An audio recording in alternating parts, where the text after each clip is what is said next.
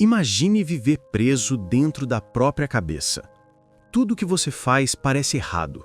Tudo que você é parece pequeno demais.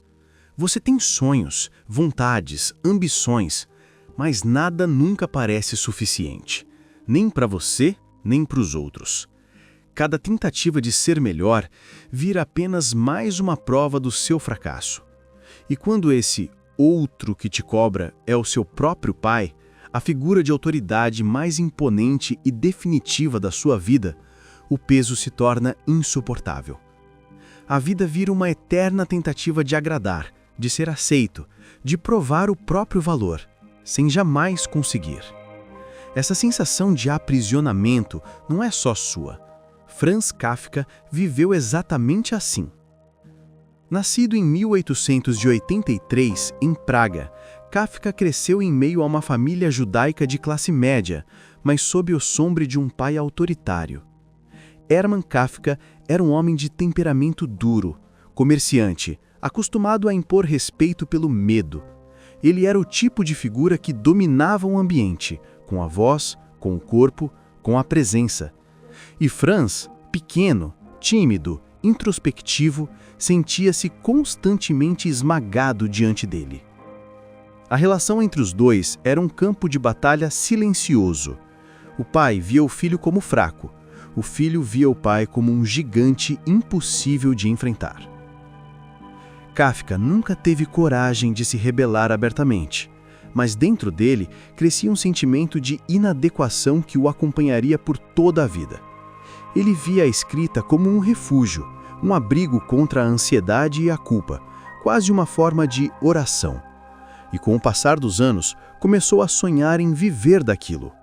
Escrever não apenas como fuga, mas como profissão, como forma de existir. Mas para o pai, ser escritor não era um caminho digno. Kafka deveria trabalhar, ganhar dinheiro, ser alguém. E diante desse olhar de desaprovação constante, ele se encolheu, passou a duvidar de si mesmo. Na famosa Carta ao Pai, nunca enviada, Kafka escreveu: "Diante de ti, eu me sentia um verme." A frase é devastadora. Ela carrega o peso de uma vida inteira de humilhações invisíveis.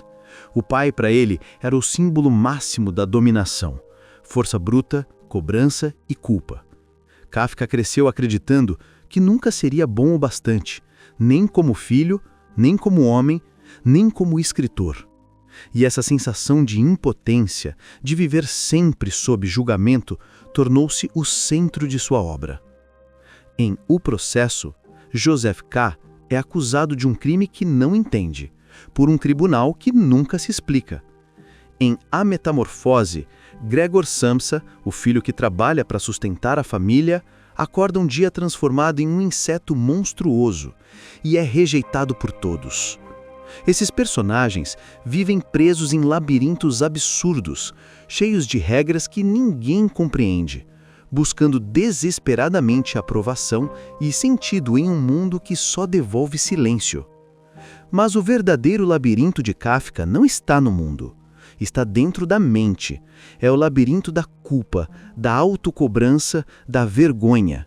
É o pesadelo de quem tenta se encaixar em padrões impossíveis, familiares, sociais, morais, e falha todas as vezes.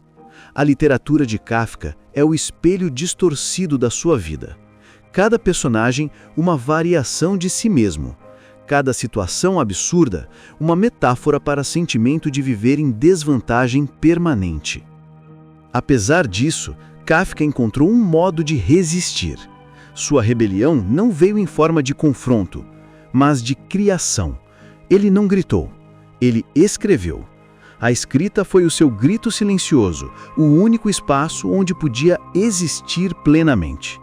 Enquanto o mundo o diminuía, ele transformava o seu próprio medo em linguagem. A palavra para ele era refúgio e também arma. Era o modo de dizer: eu ainda estou aqui, mesmo que ninguém ouvisse. Curiosamente, Kafka nunca acreditou que sua literatura tivesse valor. Antes de morrer, em 1924, pediu ao seu único amigo, Max Brod, que queimasse todos os seus manuscritos. Mas Brod o desobedeceu. Publicou suas obras. E o resto é história. Kafka, que se achava invisível, acabou se tornando uma das vozes mais influentes da literatura do século XX. E talvez esse seja o gesto mais bonito de insubmissão que alguém pode deixar: ser ouvido mesmo quando não acreditava merecer. Sair das sombras, afinal, não é derrotar quem te oprimiu. É aprender a se enxergar com gentileza.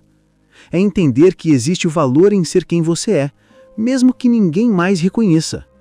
Kafka nos ensina que a liberdade começa quando você se permite sentir, escrever, criar, mesmo que o mundo não entenda.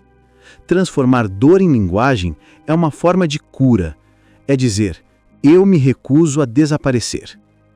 Sua vida inteira foi marcada pela tentativa de ser aceito, mas, ironicamente, foi sua recusa inconsciente em se calar que o imortalizou. Kafka acreditava que suas palavras não importavam, mas um século depois, suas obras continuam ecoando, em cada pessoa que já se sentiu pequena, inadequada, invisível. Porque todos nós, em algum momento, já fomos Gregor Samsa. Já acordamos e não nos reconhecemos. Já tentamos agradar a quem nunca se satisfaz. Já nos sentimos culpados por não sermos o que esperavam. E é por isso que Kafka ainda fala conosco. Ele nos lembra que viver é continuar tentando, mesmo sem garantias. Que resistir, às vezes, é apenas continuar escrevendo, amando, criando, existindo, mesmo que ninguém pareça ouvir. E você? Qual é o seu grito silencioso?